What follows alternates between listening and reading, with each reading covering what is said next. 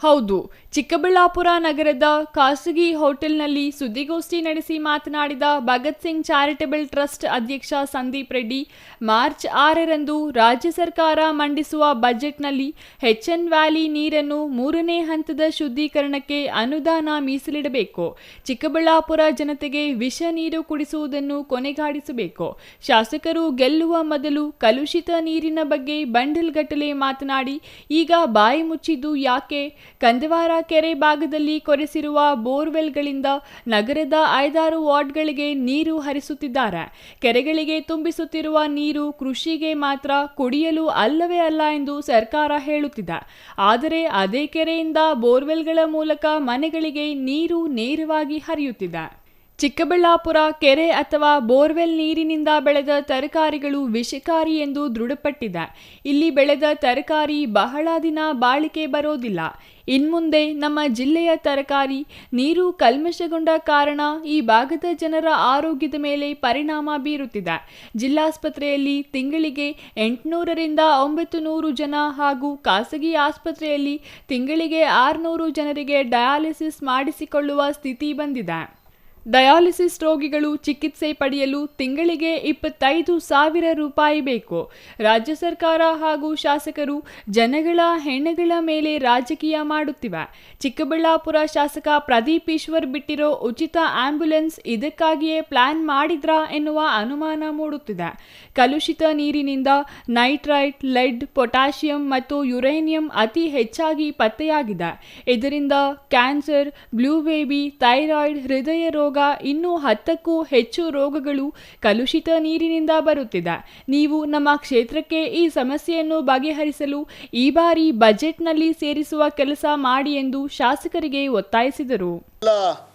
ಏನು ನಾನು ಅಬ್ಸರ್ವ್ ಮಾಡ್ತಿದ್ದೆ, ಒಂದಷ್ಟು ಇದೇನಂತಂದರೆ ಪೊಲಿಟಿಕಲ್ ಯಾವುದೋ ಯಾರ್ದೋ ವಿರುದ್ಧ ಅಲ್ಲ, ನಾವು ಜನತೆಯ ಪರವಾಗಿರೋದ್ರಿಂದ ಒಂದಷ್ಟು ನಾವು ಪ್ರಿಪೇರ್ ಆಗಿ ಬರಬೇಕು ಅಂತ ಕೂತ್ಕೊಂಡು ಒಂದಷ್ಟು ಹೋಮ್ವರ್ಕ್ ಮಾಡಿ, ಒಂದಷ್ಟು ತಜ್ಞರನ್ನು ಮಾತಾಡಿ, ಮತ್ತು ಎಲ್ಲ ಡೇಟಾ ತಗೊಂಡು ಇವತ್ತು ನಿಮ್ಮ ಹತ್ರ ಕೂತ್ಕೊಳ್ಳೋಂಥ ಕೆಲಸ ಒಬ್ಬ ಸಾಮಾನ್ಯ ಪ್ರಜೆಯಾಗಿ ಮಾಡ್ತಾಯಿದ್ದೀನಿ. ನಾನೇನು ತಜ್ಞನಲ್ಲ, ಆದರೆ ಒಬ್ಬ ಸಾಮಾನ್ಯ ಪ್ರಜೆಯಾಗಿ ನನ್ನ ಜನತೆಯ ಮೇಲಿರುವ ಕಳಕಳಿಯಿಂದ ಈ ಕೆಲಸ ಮಾಡ್ತಾಯಿದ್ದೀನಿ. ಏನಂತಂದರೆ ಇದ್ರ ಜೊತೆಗೆ ನಿಮ್ಮ ಹತ್ರ ಬೇಕಾದ್ರೆ ನಾನು ಕೊಡ್ತೀನಿ. ನಾನು ನೇರವಾಗಿ ಈ ಒಂದು ಪ್ರಶ್ನೆಗಳನ್ನು ನಿಮ್ಮ ಮುಖಾಂತರ ಕೇಳೋಕ್ಕೆ ಇಷ್ಟಪಡೋದು, ಈ ಬಜೆಟ್ನಲ್ಲಿ ನಮ್ಮನ್ನು ಪ್ರತಿನಿಧಿಸೋದು ನಮ್ಮ ಶಾಸಕರು.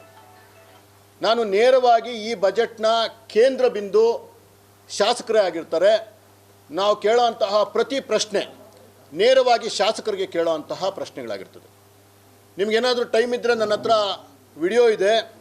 ಆ ವಿಡಿಯೋದಲ್ಲಿ ತುಂಬ ಕ್ಲಿಯರಾಗಿ ಶಾಸಕರು ಇದಕ್ಕೆ ಮೊದಲು ಏನು ಈ ಒಂದು ಏನೆಲ್ಲ ಕಷ್ಟಗಳಿದೆ, ನೀರಿನಿಂದ ಆಗುವಂತಹ ಕಷ್ಟಗಳನ್ನು ಎಲ್ಲರ ಮುಂದೆ ಇದನ್ನು ಹೇಳಿದ್ದಾರೆ. ನಿಮ್ಗೆ 1 ನಿಮಿಷ ಟೈಮ್ ಇದ್ದರೆ ಆ ಒಂದು ವಿಡಿಯೋನ ನಾನು ನಿಮ್ಮ ಮುಂದೆ ಪ್ಲೇ ಮಾಡಬೇಕು ಅಂತ ಅನ್ಕೊಂತೀನಿ. Sir, it is the report of Indian Institute of Science. ಇವತ್ತು ಹೇಳ್ತಿದ್ದೀನಿ, ಹೆಬ್ಬಾಳ ಕೆರೆ ನೀರೇನಾದ್ರೂ ನಮ್ಮ ಕೆರೆಗಳಿಗೆ ತುಂಬಿದ್ರೆ 10 ಜನರಲ್ಲಿ 7 ಜನಕ್ಕೆ ಕಿಡ್ನಿ ಫೇಲ್ಯೂರ್ ಆಗೋದು ಸತ್ಯ.